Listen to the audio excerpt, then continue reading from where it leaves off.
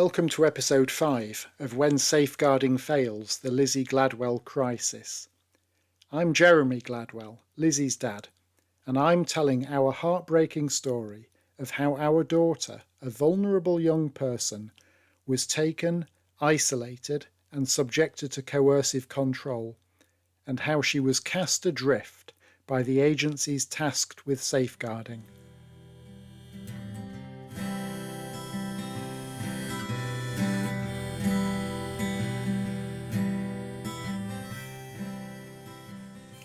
If someone were intending taking and keeping a vulnerable and highly impressionable young person, perhaps for the purposes of financial or some other exploitation, the first step is relatively straightforward. That is, the taking. The perpetrator would simply need to say whatever needed to be said to persuade the victim to get into the car. Pledges of love and liberty, sweets, puppies, jewellery, whatever it took, whatever their weakness or vulnerability was. Dangle the bait, make the promise, reel them in, undermine anyone who suspects foul play. That's the easy bit, I imagine. The trickier part is what comes next, after the spider has enticed the fly. Retaining the victim requires subtlety. Violence, manacles or chains are too obvious, and they would quickly cause the victim to want to leave, and that wouldn't do at all. Physical restraint, hitting, kicking or biting would leave evidence, bruises, scars, wounds. The police would detect this, making it too risky. Instead, the perpetrator uses coercive or controlling behaviour. A look, a threat, occasional non-physical punishment, deprivation. They play on the victim's fears, exploit anxieties, lie, confuse, belittle. The perpetrator tells the victim whatever is necessary to keep them under control, obedient and compliant. Coercive control creates invisible chains and a sense of fear that pervades all elements of a victim's life. Those aren't my words, but those of Women's Aid. Invisible chains, a sense of fear.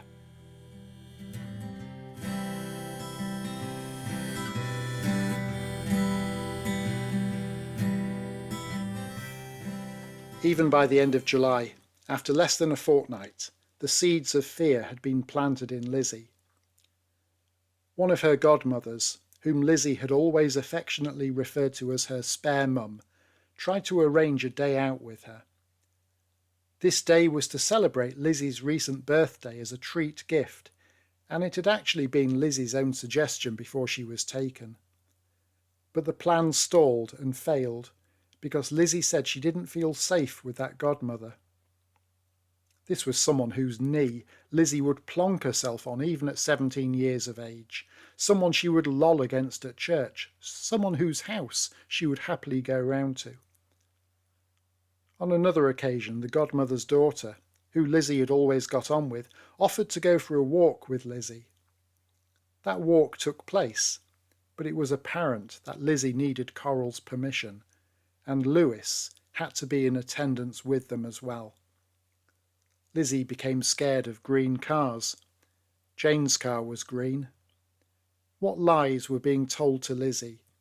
What messages of distrust was she being fed? Lewis had long exploited Lizzie's kind and compassionate nature. He repeatedly told her that he would kill himself if she ever left him.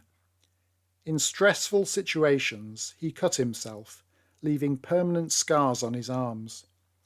He used this tendency to manipulate Lizzie, cutting himself when she went on holiday with us, neglecting his health and hygiene when she was away, telling her about it, sending her photos of his cuts. This reinforced the message that only Lizzie could fix him, despite Lewis still living with his mother, Coral. Such emotional manipulation placed intolerable pressure on Lizzie, given her own special needs, ultimately leading us to withdraw our support for their relationship when the unhealthy dynamic became evident. Lizzie herself had described her own concerns about Lewis's nature a few months before she was removed from our care. "He's not really a people's person," she wrote about him, "and he gets stressed out easily. And when he's stressed, he goes very quiet and barely says anything. And he gets angry easily and has to punch things to calm down, which normally ends up with him breaking his knuckles or breaking his stuff. And if there's too much people, he panics. He's done self-harm on his arms, sides, and one on his stomach. And he's tried killing himself twice by hanging. He's got health problems. He has lots of difficulties and has to take medication for it. He also has depression. He takes medication for a few stuff. And Lewis goes to therapy to help his depression. He's had lots of nosebleeds, mainly caused by his stress or just naturally." Coercive control is subtle. It does not leave physical bruises necessarily, but it is a means of removing someone's liberty through threats or the imposition of rules of behaviour with non-compliance met with punishment. Most importantly, coercive control is a criminal offence under the Domestic Abuse Act 2021.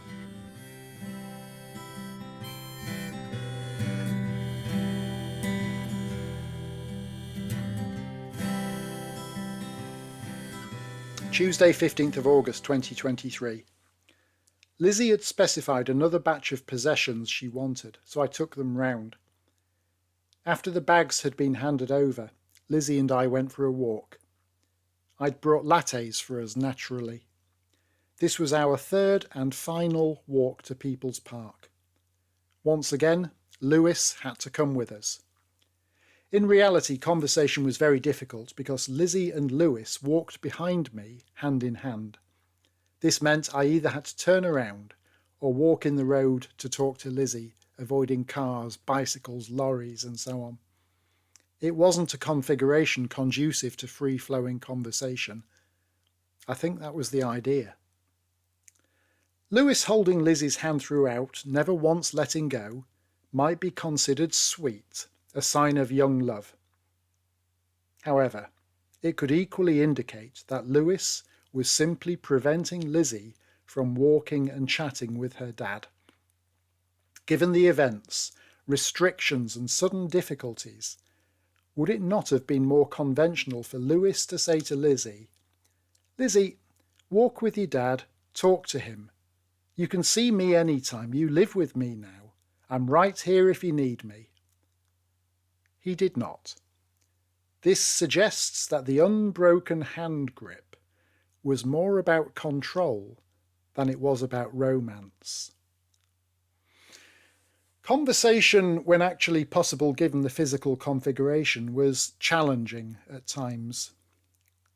Lizzie presented a false narrative of her life as a child, even going so far as to accuse me of going into her bedroom, seeing her self-harming with scissors on her arm, doing nothing about it, and walking out again.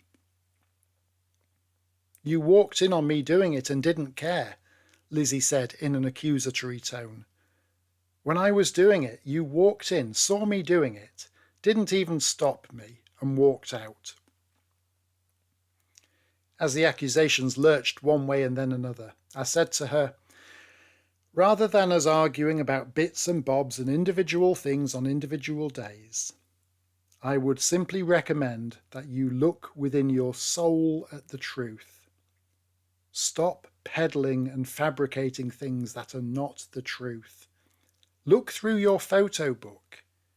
If you look through your photo book, there you see a happy, looked after child who has had a wide variety of joyful experiences. It was joyful for you? Lizzie asked, as Lewis gave a derisory snigger. It was joyful for me, Lizzie, yes.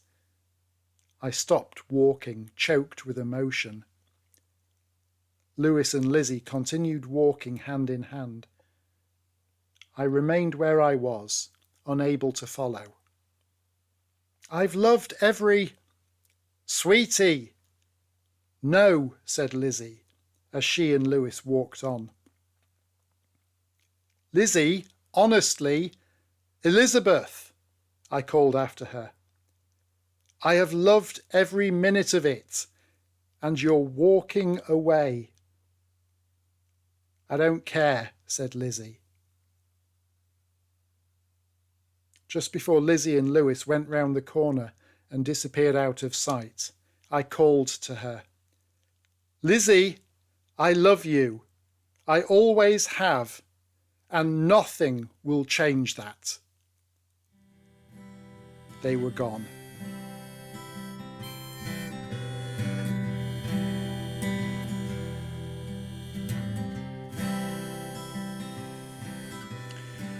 For all of Lizzie's confabulation and lies, she is not at fault here. Her tendency to absorb and regurgitate false narratives is a known trait of FASD. Those lies did not originate from her. This was an imposed narrative, fed to her by others, in a deliberate rewiring of her own history and memories. Journal entry, Tuesday 15th of August 2023. Tonight my relationship with my daughter shattered. I've tried to maintain our connection over 3 difficult weeks, but this evening the bond snapped, and I watched her walk away. I trust there will be reconciliation in the future, but it won't restore the closeness we once shared, even as recently as July the 20th. Now she is all lies, spite, and darkness. This phase needs to play out. Further attempts to reconnect her with her true identity will be futile and likely to be counterproductive. Groomed or not, she has chosen this outcome. We are helpless to change her direction now. Our daughter has been caught in a strong current of her own making and foolishness. I've tried numerous times to rescue her, offering my hand and support. Tonight, despite my best efforts to keep her afloat, she slipped through my fingers. It felt like watching her float away. She didn't even try to take my hand. All the games, laughter, silliness, and chats are over. I need to grieve and allow myself space to do so. This is so hard. I'm sorry, Lizzie. I'm sorry, Jane. I had hoped our bond would be strong enough to bring her to shore, not necessarily back home, but at least maintaining an affectionate connection built on cherished memories. For some perverse reason, she has discarded all that, throwing it all on the bonfire. The person I walked with this evening was a stranger, a bitter, spiteful stranger. Goodbye, Lizzie. Good night, little miracle.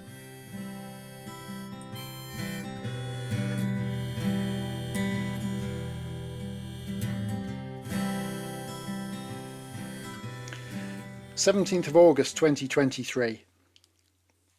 2 days after the final walk around People's Park, I received 3 text messages from Lizzie in close succession. 1. Sorry for walking away the other day. 2. Sorry. You can see me on your own if you want. Kiss. 3. We can go to Claxby, just us. Kiss. As a family, we would sometimes wander around the pretty Lincolnshire village of Claxby with our customary lattes. Lizzie liked such walks and chats. These text messages made my heart soar, filling me with hope that our Lizzie was still in there, still trying to reach out. The hope was short-lived. Minutes after these messages, before I had even had a chance to reply to them, I received a text from Coral, her first message since asking about the vitamin D dosage. Please ignore Liz's last 2 messages. With how you repeatedly behave on visits, as of now, you will either have to talk to her in my front garden or with another adult present. How you are being is not good for her mental health and well-being when she is doing so well. With how you repeatedly behave on visits. 3 walks to People's Park had occurred, only one without Lewis's mandatory presence. Conversation had been challenging, unsurprisingly, but there were no raised voices or angry outbursts. Given the circumstances, I had been remarkably accommodating, complying with the rules, even while struggling to understand the situation. I couldn't fathom why Lizzie said she still wanted to see people, yet a psychological barricade seemed to be forming around her. Coral's message to a distraught father was astonishing and perverse. How did Coral expect me to behave, considering the events she had planned and executed? Her text to me clearly illustrated her rule-setting controls. There was no ambiguity. Moreover, it was utterly offensive and despicable for Coral to suggest that a father wanting to see his own daughter was detrimental to her mental health, especially when Coral herself had removed the vulnerable young person from their home and kicked away all supports that had enabled them to thrive and develop.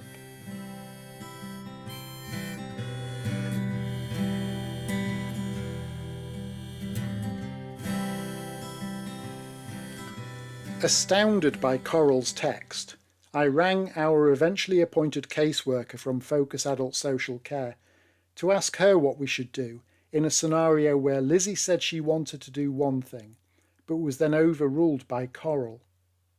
Did this not bear all the hallmarks of oppression and control, even abuse?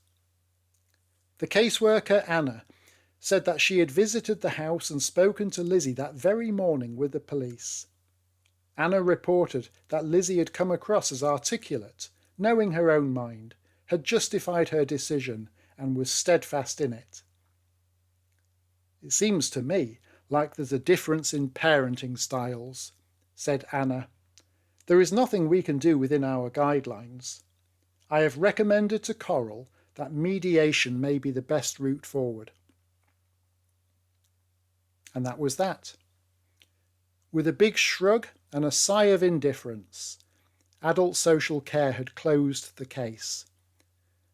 Vulnerable adult taken into a controlling environment the moment she turned 18, not allowed to see her family or friends, messages being closely monitored, a carefully planned removal which was designed to cause maximum hurt to Jane and myself. No, nothing to see here, Gov. In fact, it even appeared to now be the official view of Focus Adult Social Care that Coral was Lizzie's parent. If someone wants to adopt a child but doesn't want the paperwork or the formal checks, why not just take one who happens to be 18 years old? Who was Coral to overrule what Lizzie herself had requested? What does this say about Coral's respect for Lizzie's so-called capacity and autonomy? This was categorical evidence of Lizzie saying she wants to see her parents, but Coral placing intolerable obstacles in the way, isolating Lizzie from her family and friends. This is coercive and controlling behaviour, plain and simple. Lizzie lost the use of her phone for 4 days, starting from the day that she had offered to go to Claxby with me. Coincidence? I think not.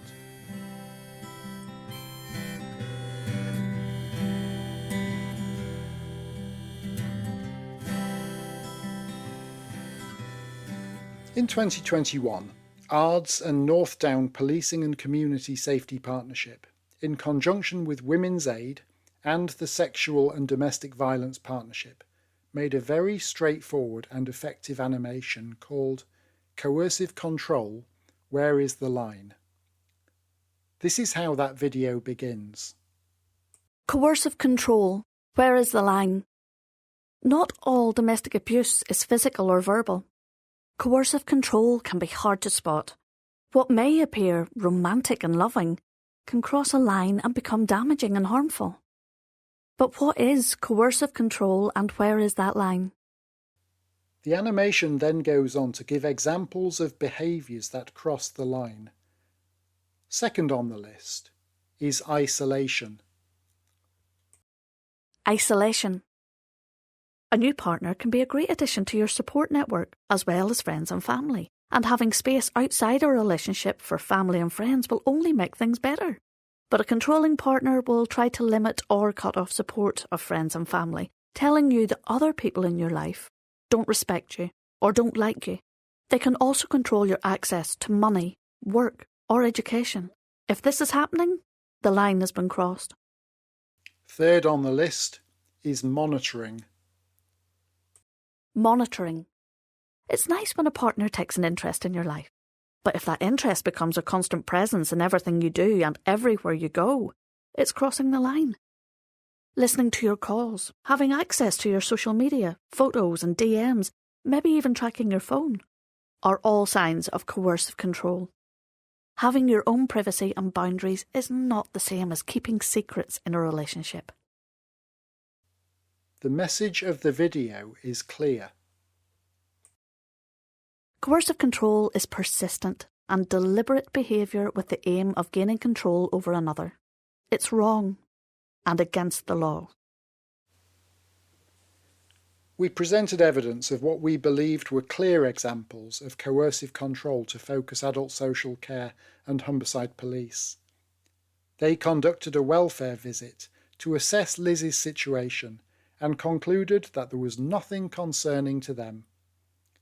This decision effectively approved Coral's actions, emboldening and encouraging her. The controlling behaviour was set not only to continue, but intensify. The statutory agencies had decided which side they were on, and it wasn't ours.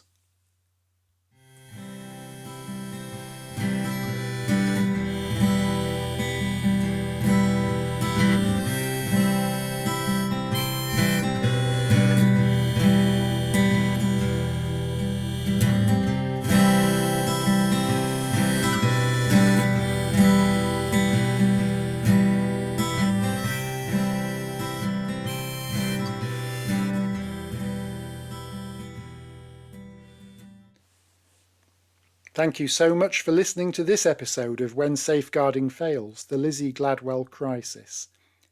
If you found it moving or helpful, or if you think our story could help others, then please like, share, or simply tell others about it. Thank you again, and join me for the next episode.